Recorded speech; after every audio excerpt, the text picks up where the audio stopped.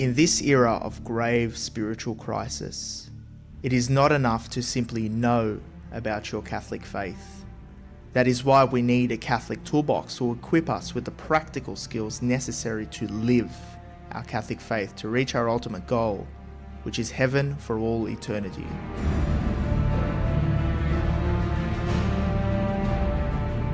Do not merely listen to the word and so deceive yourselves. Do what it says.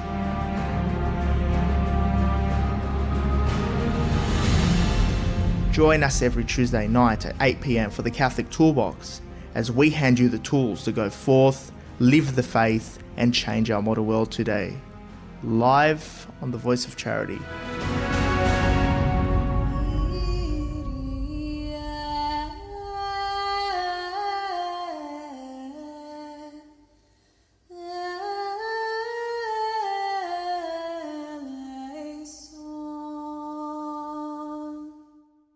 And welcome back to another week on the Catholic Toolbox, the art of practical Catholicism. I'm your host and founder, George Manassa, here as we equip you with practical tools to live your faith in our modern world of today.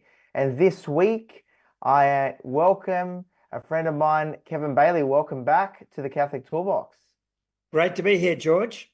It's always great to have you here on the show and bringing your energy and your enthusiasm as director of Parousia Media and all the other great work that you do around the church, especially in your entrepreneurial life as well, in the midst of the ordinary circumstances of daily life. It's a real pleasure to have you on and discussing a very important topic here tonight, and that is parish life. We're going to be speaking about parish life because I feel like for millennials and young Catholics, nobody really sticks to their local parish. Everybody just, if you're a practicing Catholic, you go where you like, the priest, or where you feel you fit in, and where people you get travel fed. on Sundays. Go where you get fed. Like every right. good, when you're a teenager, you go and you find out where your mates' places where the mum feeds you. That's where you hang out.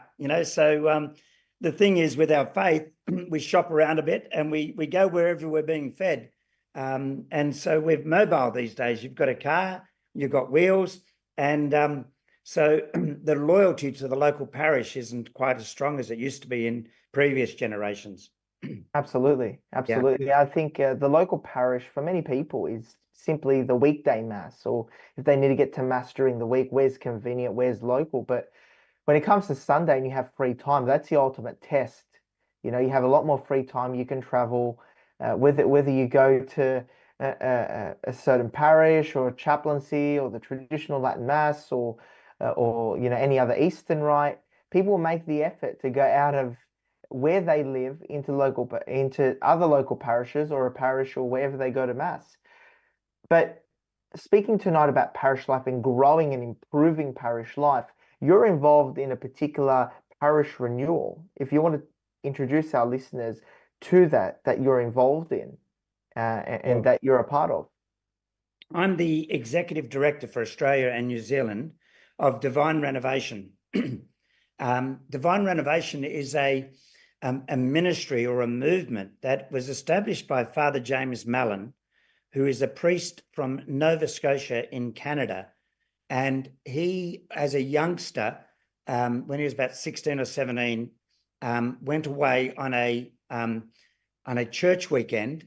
He wasn't a holy guy. He was he's from Glasgow originally, a Scottish guy. And he, from the story that I've heard, is that he got into a bit of trouble with some of his mates down the street, and he got taken home in the back of a paddy wagon. He basically, the local constabulary, the police brought him home. He hadn't done anything terrible, but they thought he was getting up to no good. And so his mother said, as punishment, he can go on a church weekend. And so the church weekend that they sent him on was a Casillo weekend. And he had an encounter with Jesus Christ, and that changed everything. He had a profound encounter where he knew that he was loved. He knew that Jesus was real. And that's what we've got to give our young people, an opportunity to meet Jesus. And we ideally should be doing that within that confines of a parish or a family environment. And our parish is like our family.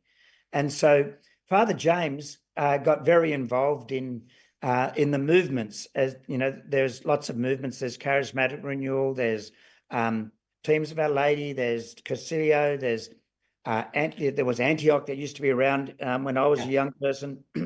All these sorts of movements that people get their faith, and they get nurtured in their faith in all sorts of different ways. And they tended to use the parish as a sacramental service station, where they go there and, you know, they fill up and then they're off again, you know, and so there was no real belonging. And so Father James said, well, if only the Sunday experience could be the same as the Wednesday night experience or the Friday night experience at the movement that he was involved in.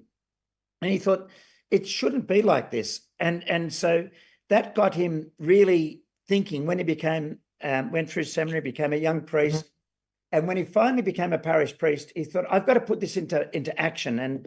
And he started asking lots of questions of lots of people about how could we transform the boring, beige, bland parish that was just, you know what it's like. You know, you get some pretty bad parishes. And unfortunately, we've become a bit jaded. And so he set about focusing on what's needed and started really trying to understand. And he struck upon three keys that were fundamental. And the first key to have a vibrant, loving environment in a parish is that it needs to be embodied in prayer. We've forgotten, you know, if you have a parish that has adoration, and really has rosary, adoration, lots of the traditional types of piety, and devotion. And so we've got to really pray for the power of the Holy Spirit to really transform. We can't transform our churches and our parishes. It's a bit like if you've got customers that have left your organization because they're disappointed or disillusioned or whatever in the business world, it's really hard to get those customers back. You know, if I'm a customer, for example, if I had my accountant that I was dealing with and I decided to leave him and go to a different accountant to get my tax work done, and then after a number of years, I don't like the new accountant, the chances of me going back to the old accountant that I didn't like are about 1,000 to 1. The same thing with church. When people leave the church, it's really hard to get them back. And what we've got to pray for is that they have an encounter with Christ and that they have an opportunity to really turn their life around, and then they voluntarily want to come back.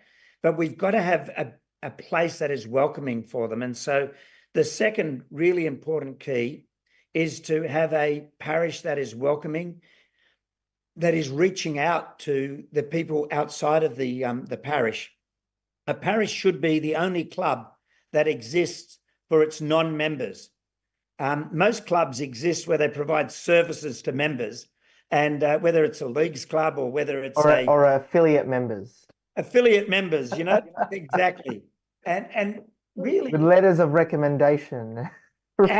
We are called to be fishers of men. We're called to be out there bringing in new people, so that we need to be invitational. A parish needs to have ways of reaching people outside the parish and inviting others to come into that community. But in order to do that, you've got to have really good leadership. And in the old method, the old style of leadership, it's very lonely being a parish priest. Often they don't have an assistant priest. Even if they do have an associate priest, they feel that the burden's on their shoulders, and they try to lead from this dictatorial, do as I say type thing. I make every decision. Every time someone wants a decision made, we've got to ask Father, because under canon law, the priest is the leader of the parish. Yeah. What Father James recognised, and I've recognised as well, I came from a military background, and then I've been involved in business for over 30 years. And the best types of leadership is where you actually lead out of a team and you have backup and support. Even in a marriage, if you don't lead as a team, the kids know how to put one parent against the other, pit them against the other, and said, oh, dad said I can do this, or mum said this, or they try to actually divide and conquer. And so what Father James came to the conclusion was that the best way that he could lead was out of a senior leadership team, because he hasn't got all of the charisms of leadership. He hasn't got all of the opportunities to reach different people and do different things. He's got lots of blind spots. So what Divine Renovation grew out of was his desire to transform his parish of St. Benedict's in Canada into a parish that was thriving and alive, and where people came to meet Jesus and know Jesus, and that they invited others to come to know Jesus. And so those three keys were the power of the Holy Spirit, the best of leadership, and the opportunity to be missional or reaching out to others. And so there are lots of parishes that have got, when you're trying to provide services for your parishioners, the priest ends up feeling like he's drinking out of a fire hydrant. Everything is coming at him non-stop, and is so busy. And it's important to maintain the flock. Most people go into the priesthood because they want to be shepherds. They want to look after people. But if you're a shepherd, a good shepherd, feeds his sheep, and he's, Jesus said to St. Peter, "Feed my sheep, feed my lambs." And you know what you feed sheep? Any idea, George? What Grass. does sheep? Grass. Yeah. Now, if you want grass-fed. You want grass-fed. Grass-fed sheep, absolutely. Now, I think they only eat grass. Yes, they do. Yeah. Okay.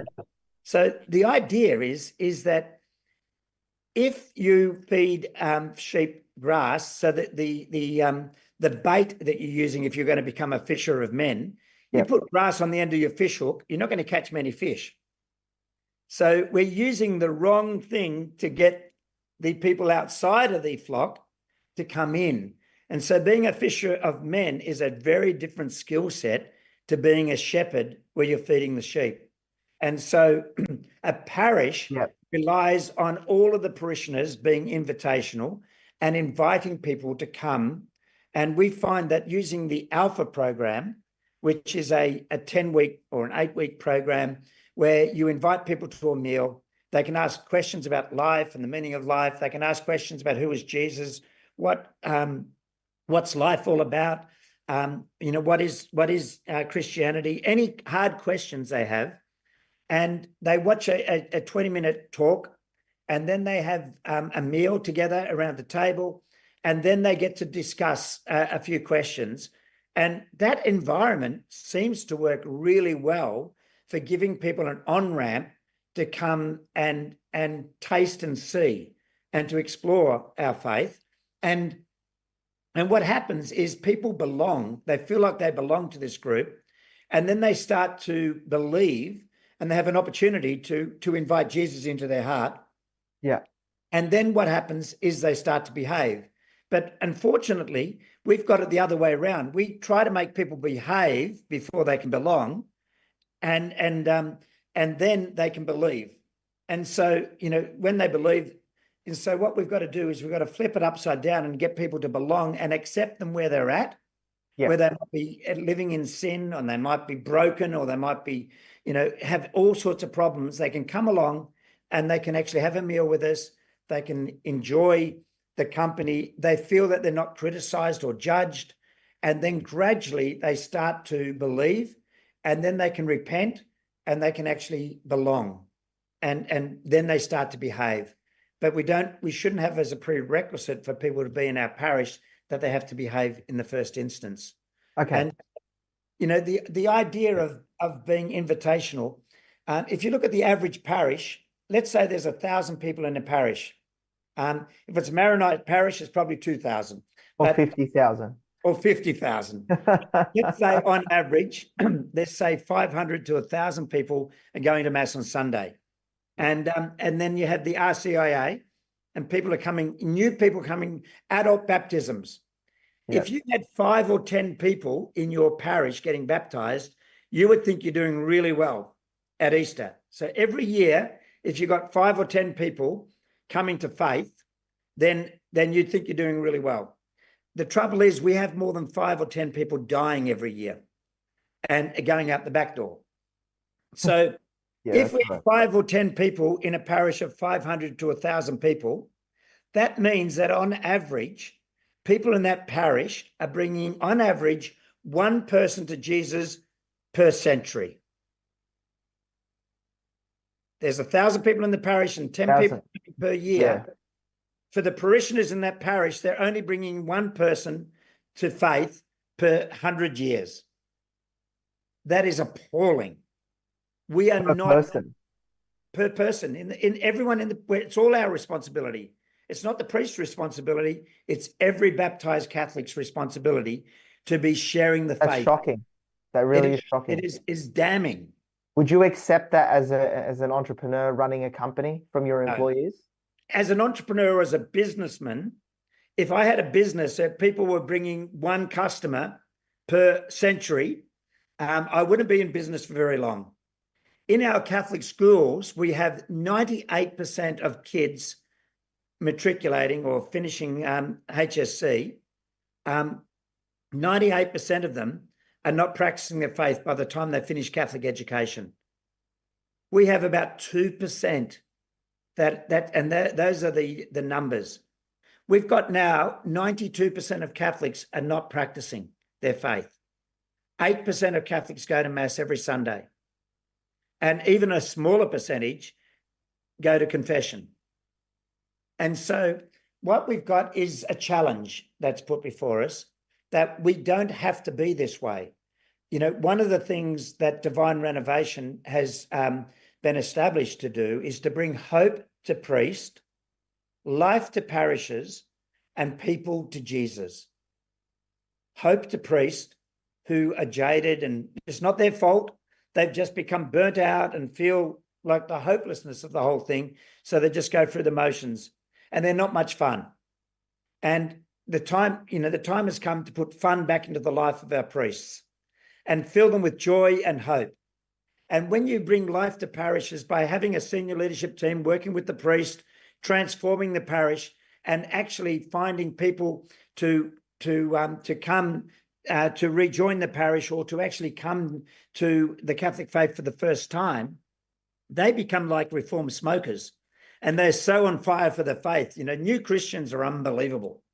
And so they then volunteer to do other ministries within the parish. So they can run the soup kitchen, or they can do the some of the courses on, you know, the Bible timeline, or they can do some of the programs that we do. We offer parishes with Parousia.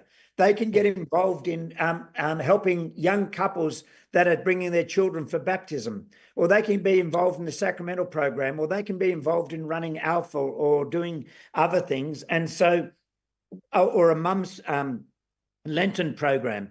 All sorts of people start to volunteer, and so that everyone in your parish should be a volunteer. They should all have to have a working with children's check, because everyone's got a job. The Bark of Peter of the parish is not a cruise ship where you get services and people should be grateful you turn up. It's a battleship where you've got a job to do. Everyone is on task, and everyone's got a job. And so if we could actually just turn things around to have, instead of 1 person per century, imagine if every person in your parish brought 1 person to Jesus every decade.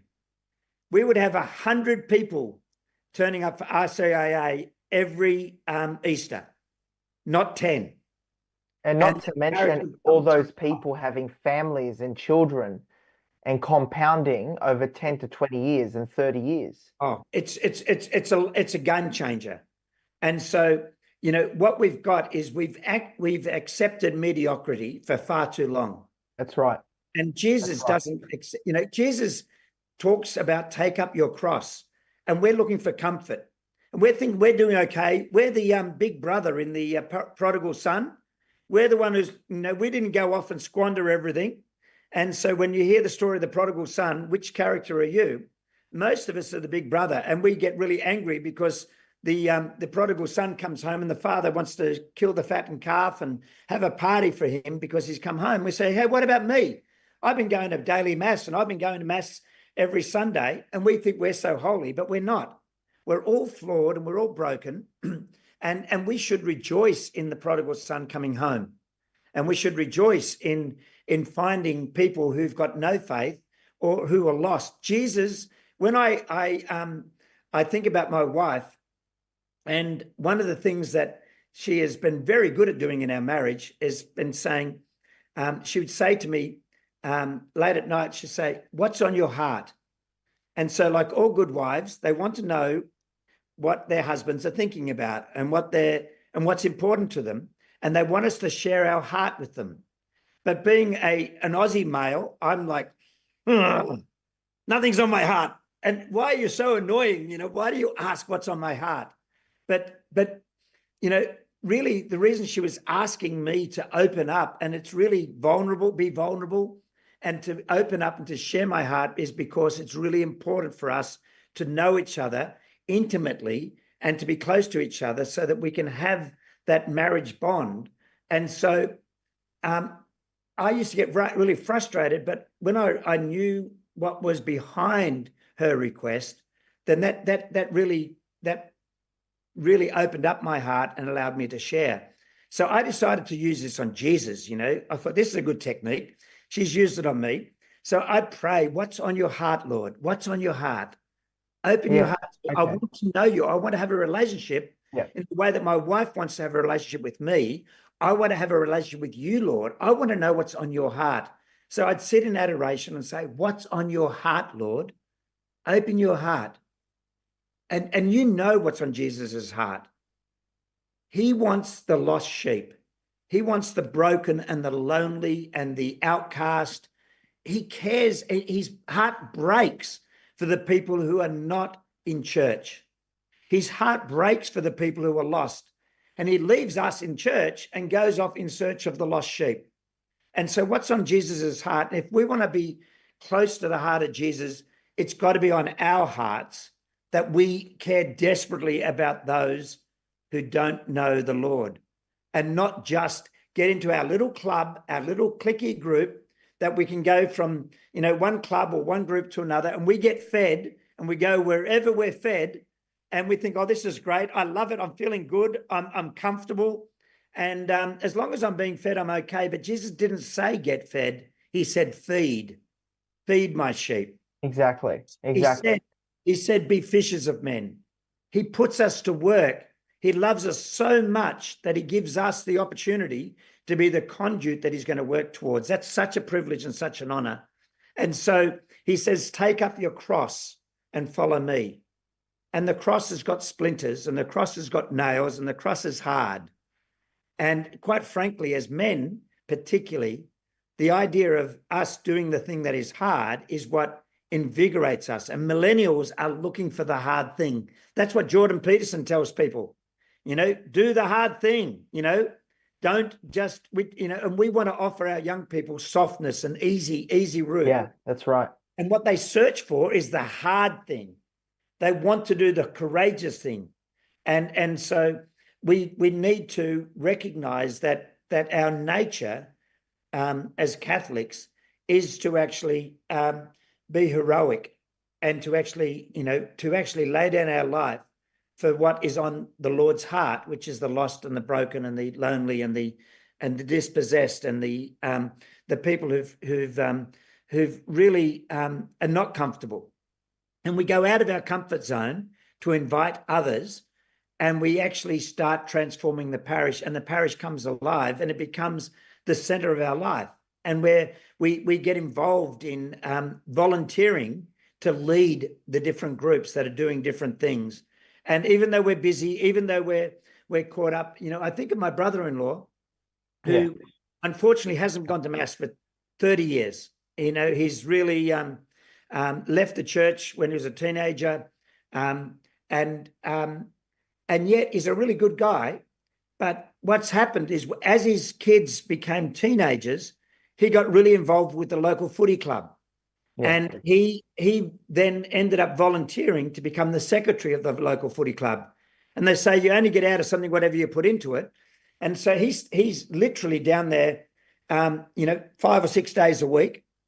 He gives about 15 hours or 18 hours a week, maybe 20 hours a week, voluntarily as the secretary of the local football club. He's doing all the rosters. He's doing all he's constantly on the phone working for the footy club because he loves the club. And when they were building new change room for the boys, he basically donated $25,000 that he couldn't afford. Yeah. For the club. And so if he has such a passion for the club, that's not literally something that's beyond himself, like the church and building the kingdom of God. If we could have the same passion for our parish that he's got for the footy club, we could change the world. We could set the world on fire. Imagine, we have people who put coins in the collection basket. We don't give sacrificially. We just put a few coins in and we think we're good enough because we just turn up. But, if we actually... That's true. Very, very true. Volunteered 15 hours a week for our parish because we love it so much and we're so involved and we don't have to get paid for it, like my brother-in-law doesn't have to get paid to be the secretary of the footy club. And we actually donated $25,000 to build an adoration chapel or to do something else because we felt so fervently about it. Can you imagine if everyone in the parish had that same attitude? It would transform that parish dramatically. And so what we're seeing is lots of, the seminaries are filled with young guys coming into the priesthood when this is the hardest time ever to be a Catholic priest. When it was just easy, sailing, and everyone, made it, sort of easy going, there were no vocations. It's really hard to be Catholic. We get persecuted, and now we've got more seminarians and young priests. These young guys that are coming through now are full of fervour for the faith. And so we want them not to be broken and jaded like the guys who are in their 60s and 70s have just worn out and given up hope. We want to renew the hope for the older priests, and we want the younger priests to know that we've got their back. The number of times I meet priests and I say, Father, I've got your back. Whatever happens, I'm here for you. And so what we do at Divine Renovation is we provide coaching to coach priests on leadership. They've had no training on leadership in the seminary. They've got no idea what leadership is all about. In business, we send people out to courses on leadership. We train them continually. We assess them. We hold them accountable. And we give them a leadership team to lead with. And so we're doing the same thing for parishes, for priests. And then we actually have parishioners that are taking up leadership roles in all sorts of ministries and taking off the priest the burden of running ministries which are not central to his priesthood. And then we have that invitational culture, which is bringing new people into the parish every year, again and again and again.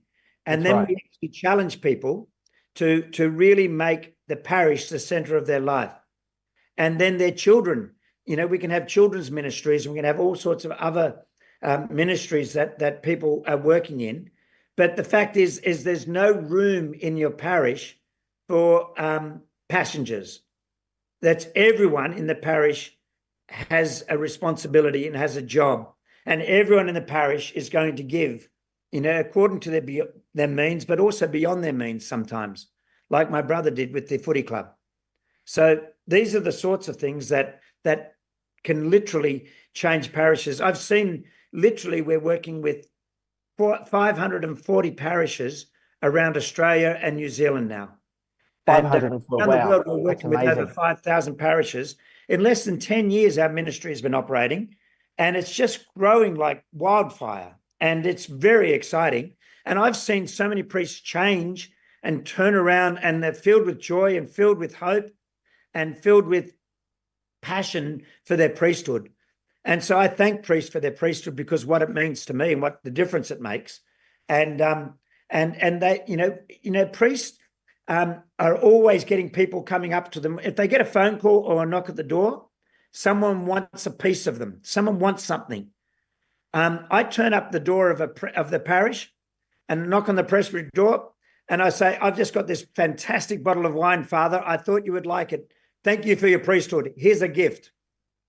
They never get gifts from parishioners to say thank you. And sometimes write a letter to say how much that his priesthood means to you. And we need to look after, invite them to our home for dinner, to come around for dinner. And we invite some friends around, and we always, the idea of always inviting the parish priest. Many times they can't come, but they know they're loved, And we've got our children, our wives or our grandchildren who let us know we're loved all the time. We're the family of our parish priest, and we've got to let him know that he's loved and appreciated, and that we're here to help him. And so, we provide coaches free of charge to priests that can coach them on leadership, and we actually help them with. We do provide backup and strength. We do use what we call strength finders to show, help them to see where their strengths and weaknesses are, and to actually be better, managers and better priests and better leaders in their parish. And then they gather around themselves 5 or 6 people who become part of the a team. Yeah, a team. And they have a team. And I've had some priests who said that they were ready to leave the priesthood. Wow. And then this has changed their priesthood. And I've seen parishes that were bland and boring and beige and nothing come alive. You say bland and boring and beige. You see that all the time wherever you go in every diocese. Yeah. And for the life of me, I can't imagine being a parish priest in some of these It drives me parishes. crazy. Yeah. With a lot of bureaucracy and paperwork, and and you've given your life up to serve the flock. Yes. and Not just the flock, but also you've got to be fishers of men, remember? Exactly. So people getting this idea that they've just got to look after the maintenance of the flock. That's the problem. But it's bigger than that. It's serving everyone within the boundaries of their parish, whether they're Buddhist or Muslim or atheists or lapsed Catholics or Anglicans or... Kevin, here's an idea for you. Yeah. Another one I had, and I tell people about it, and anyone can steal it. You're free to steal this idea. We have a register of every single parish and every single diocese of people who've been baptized, confirmed, and married. Yes. Why can't we set up parish business development managers or evangelization managers who run a territory in the domicile of each parish and can call and follow up parishioners who we haven't seen and go out and see them, give them some information, try to bring them back to church, maybe through an alpha program or something. Why can't we do something like that? I mean, that's a great idea. It's a great idea. And the reason we don't do it is because we're disobedient. If we pray the prayer, Lord, who is it outside the church that you want me to speak to today? If you wake up in the morning and you actually pray that little prayer of 14 words, Lord, who is it outside the church you want me to contact today? God will inevitably put someone on your heart to give a call to. Yeah. And then we think, oh, no, not that one. And so you disobey God's answer to your prayer. Like Jonah goes west when he's supposed to go to Nineveh. And what happens is we run away. Yeah. And so it's disobedience to God's call. And we put up with that. We say, that's okay. You don't have to do that because we're comfortable, because it's getting out of our comfort zone to do that. But yes, we do have to do that. And so, the thing is we have to have a conviction in our heart that is the heart of Jesus, which is for the lost and the lonely and the broken. And we have to turn our life around, because our church is dying, not because the Muslims are killing us in the Middle East, or not because we're being attacked or persecuted for our faith. We're dying because we've become complacent and bland and boring. And so we are just, becoming irrelevant.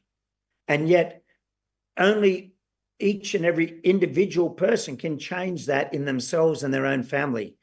And quite frankly, when my eldest son didn't want to go to mass anymore, he refused to go when he was a teenager. And we were talking with some friends, and they were talking about what their kids were going to do when they left school. And they were, one was saying, "Oh, my son wants to be a doctor. My son wants to go into law, or my son wants to do this." And I was thinking of saying, "Oh, what my son wants to go, he wants to follow in my footsteps and go into finance." And before I could open my mouth, my wife blurted out, "I don't care if my son's a garbage collector, as long as I get to spend eternity with him." We need to have the heart my wife had, that we care so much about our children's faith that we're prepared to do anything. If our child was failing at maths, we get them a maths tutor because we want them to do well at school.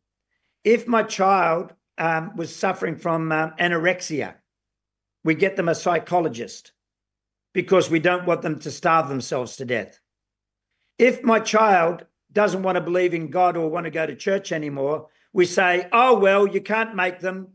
And we just think, "Oh, well, that's what happens, and we let them go. And so we need to actually show our kids that them practicing their faith and knowing Jesus is more important than their health or their maths grades.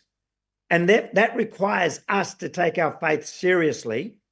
And if my son wanted to be just like me, and he did, then, I prayed to God about that, and God answered my prayer. I'll paraphrase God because his words weren't exactly this, but he said, "Let's mess with his head. If he wants to be just like you, why don't you quit your really high-paying job and making all this money and being successful and all the things that you think he wants to be like, all those things because his dad is all those things. What if you quit your job and just worked for the rest of your life to volunteer and just work for building up the church?" So I went, "Oh my God, no," and every excuse. But finally I had to say it was so important to me, to my wife, that my kids, because my eldest son wasn't going to go to mass, none of the younger kids were going to go either. And we were going to lose all of our kids to faith. And my wife couldn't bear the pain of not spending eternity with our kids. So what happened was I said, "Okay, I'm going to do this."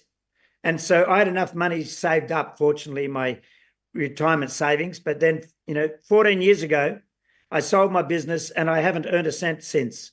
And I basically give everything I earn to charity. And so I'm basically giving away the money that I've had. And so my son sees me going to daily mass, sees me working till 9 or 10 o'clock every night, but doing things to help bring people to faith.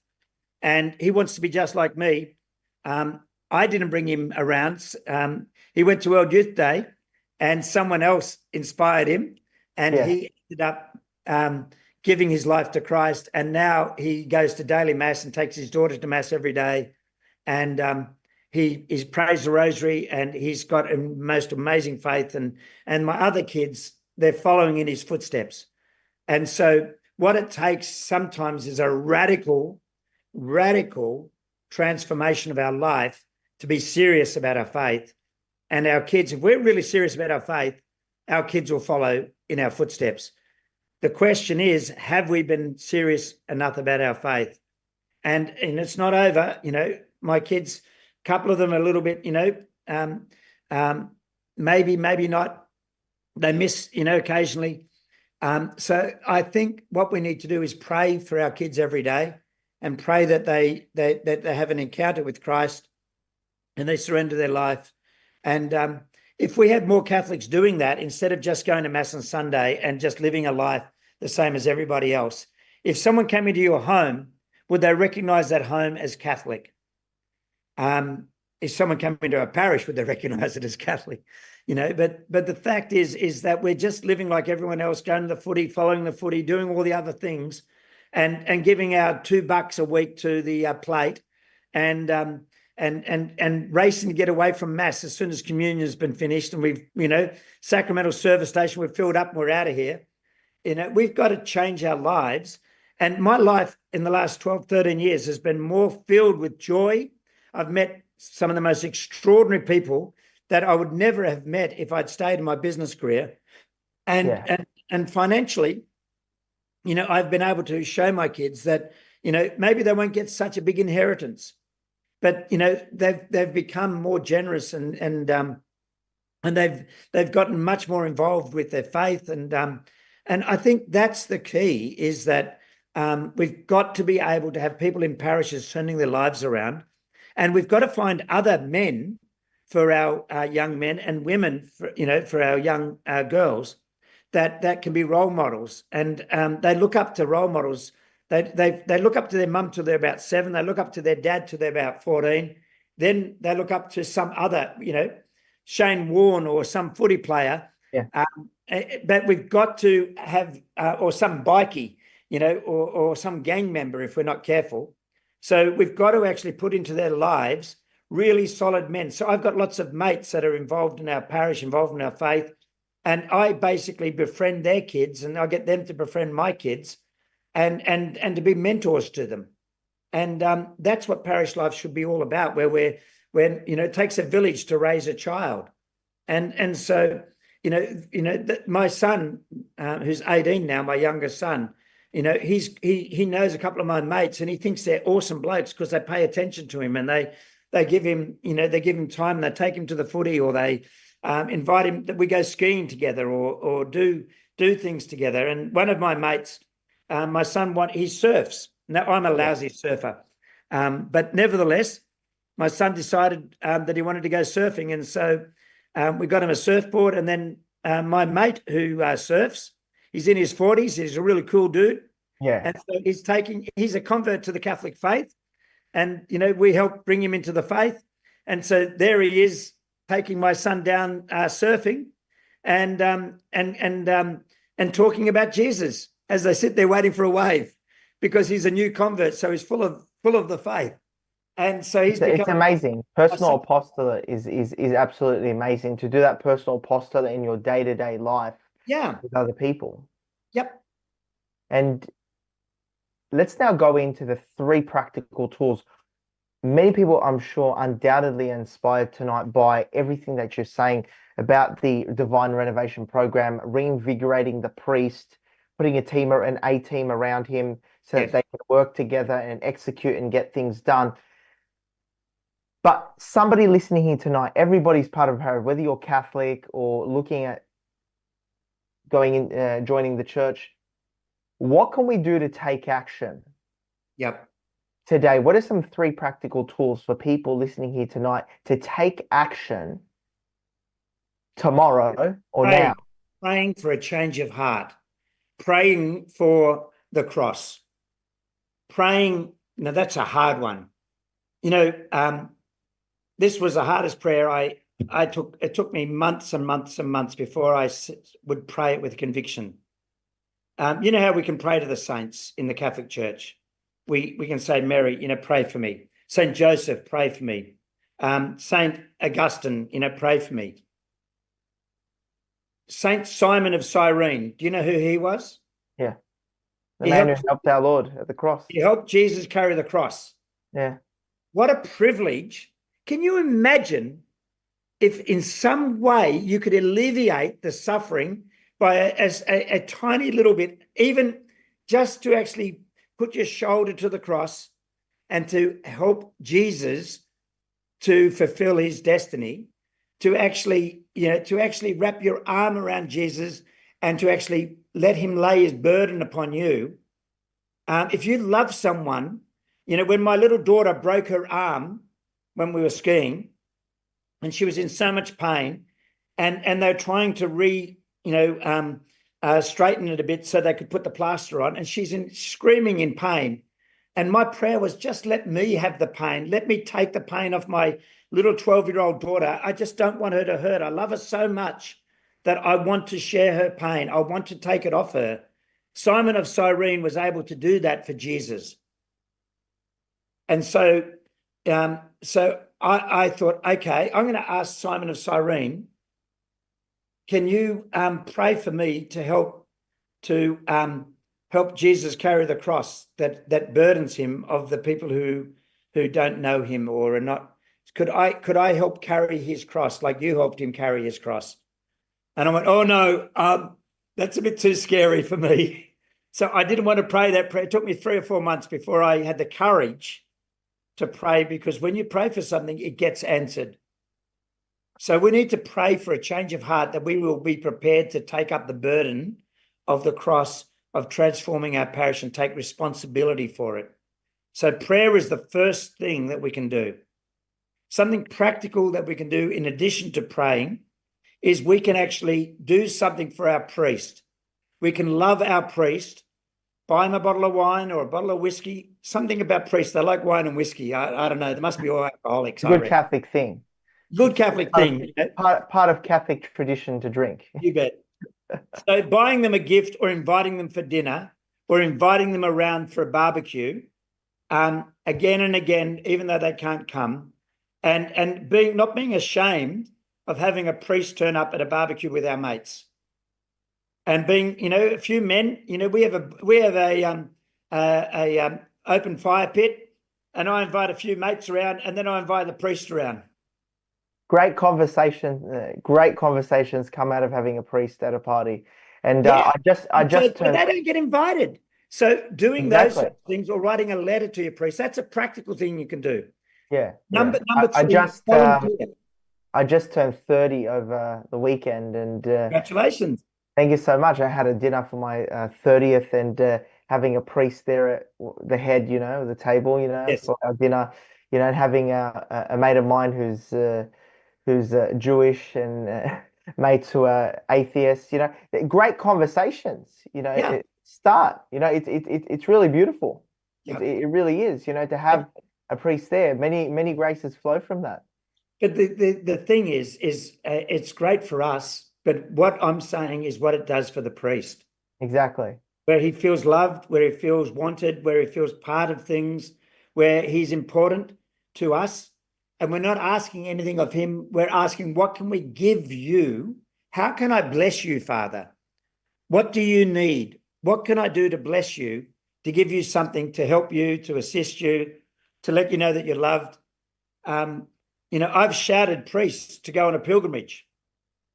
And like, this is something I want to do for you, and it's just amazing where they think, but why are you doing this? No reason.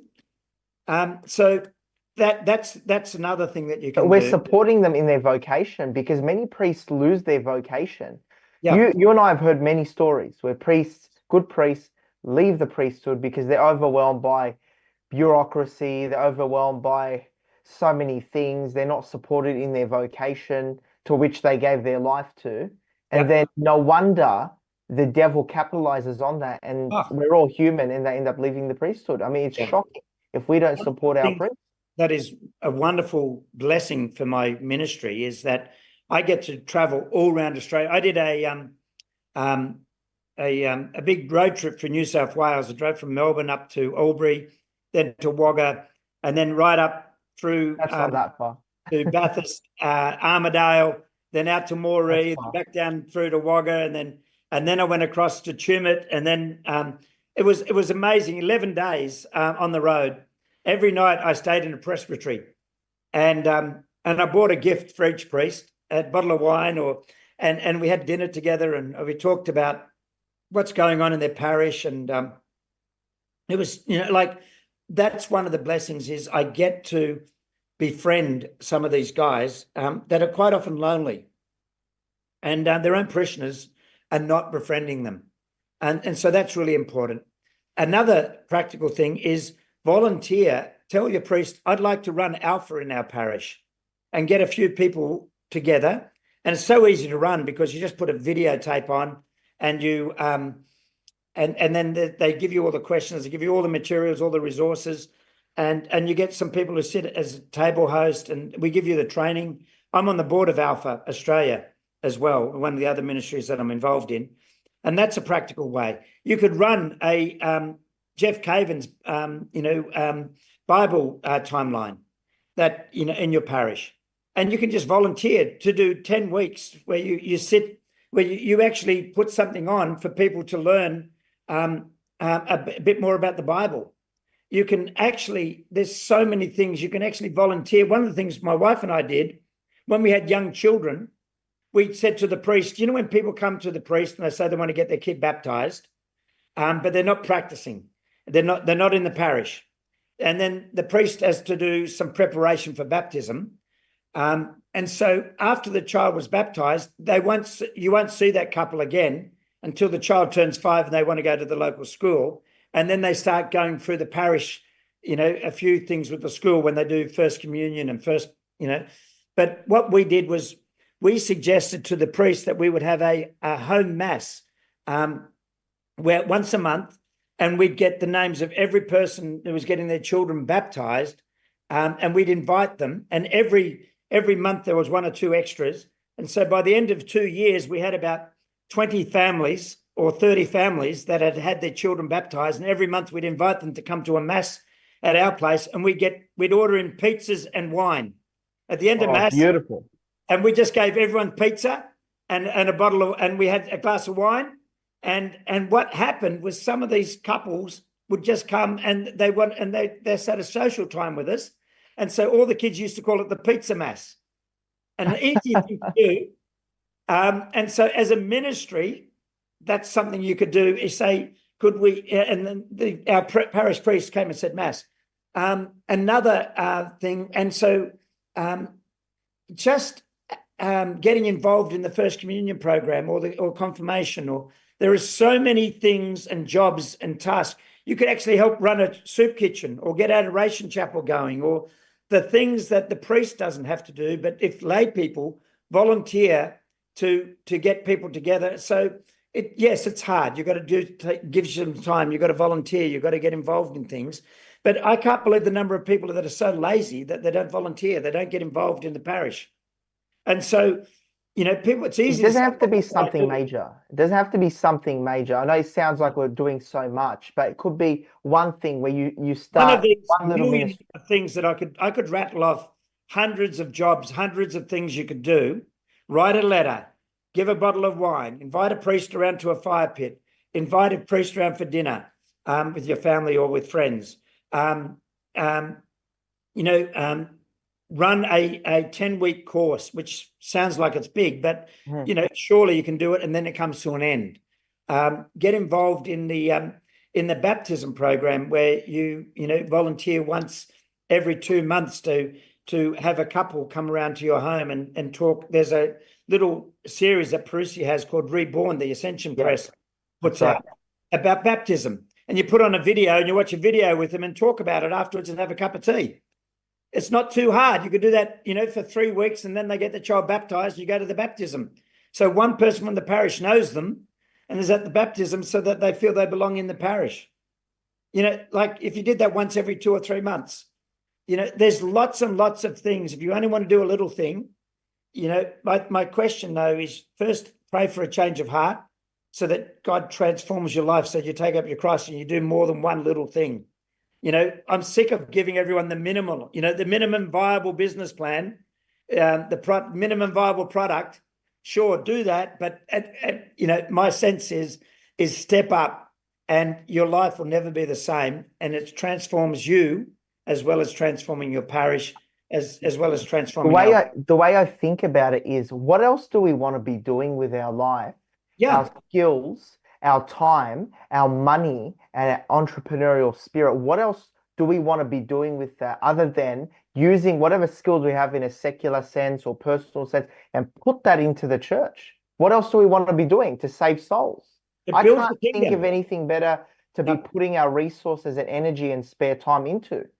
You know, if this is the meaning of life, and this is the ultimate goal of life, is to become saints and get to heaven. As Patrick Calvin says, be a saint. What else is there? Exactly. And you know, the alternative doesn't bear thinking about. And so, and I'm sure you've realized this and seen this in your life, is God blesses you tenfold. When you are generous, he blesses you, whether it's financially, whether it's different blessings with friends, with family, opportunities, he blesses you tenfold, whether it's secular blessings or blessings in your faith. He blesses you. When our Lord sees you trying and doing your best, he blesses you in the end. Life is so much more fun. Yeah. I'm having such fun. I've never I can feel your energy through the screen. I can feel it. Unbelievable. That's where God blesses us. It's not going to make me richer because I'm giving it away. But if I give all my time. But he may bless you. He may give you more money. I'm not working a day in my life. I'm basically doing things I love to do with people that I love. He's put people like you and Charbel and Matt Frad was here just a couple of weeks ago, hanging out with Matt and Cameron, and they're my friends. And Scott Hahn is my friend. And I'm mixing with. I'm just getting to know some of the most extraordinary people that are like, my life is filled with some of the most extraordinary people. I meet some of these priests. I meet some of these people that are working in parishes. And I've just got people that have got meaning and purpose in their life, that give meaning and purpose to my life, that my life becomes filled with joy, filled with fun. And I wouldn't be dead for quids.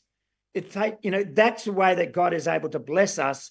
And my family life, he blesses me, my children, and he gives me so much joy, and just reinforces as I surrender. The more I give away to God, I surrender my time, I surrender my talents, I surrender my treasure, my money, and I surrender my influence, my capacity to influence others.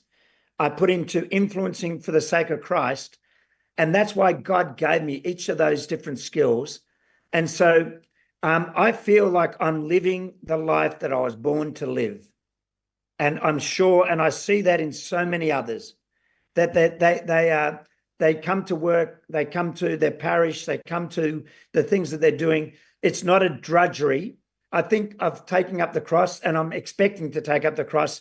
But what happens is sometimes things are really hard, but there's so much joy that comes behind the scenes, that I have so much fun, and people that I see having fun, and that gives me joy.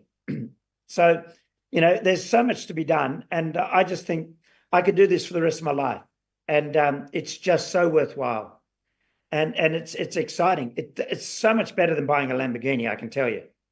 Not that I've ever bought a Lamborghini, but quite frankly, it's really impractical. When you take kids to school, everyone dropping off the kids at school. There's better cars than Lamborghini. In Australia, everyone looks at someone in a Lamborghini and they try to see if you're famous. And if you're not famous, they say, idiot, what an idiot, what a poser. So the thing is, you think you're showing off, but, it's like, people aren't jealous of you. They just think you're a, one of those guys. But thank you so much, Kevin. It's been absolute delight. You've brought a fire, to this episode, and I'm on fire again. To continue to renew the church, to work in whatever capacity we can on a parish level, personal apostolate level, on an apostolate level. And I highly recommend you check out Parousia Media. Don't forget to get your resources all over Australia and the United States and worldwide. ParousiaMedia.com. That is ParousiaMedia.com, and building up the kingdom of God. So thank you so much for being here tonight, Kevin. Thanks, George. And if people want to actually renew their parish, just go on divinerenovation.com and drop us a line, drop us a message, and we'll provide resources and help for your priest and your parish. And let's make it happen. Yeah. Thank you so much. And thank you for tuning into the show. I'm your host and founder, George Manassa. Until next week, God bless, take care, and take action.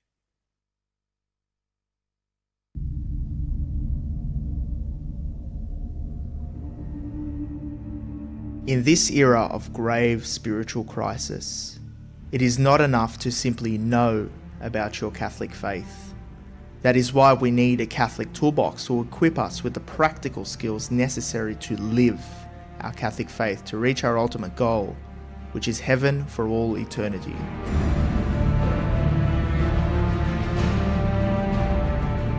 Do not merely listen to the word and so deceive yourselves, Do what it says.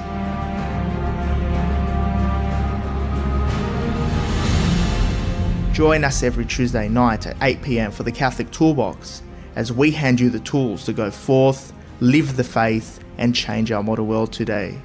Live on the Voice of Charity.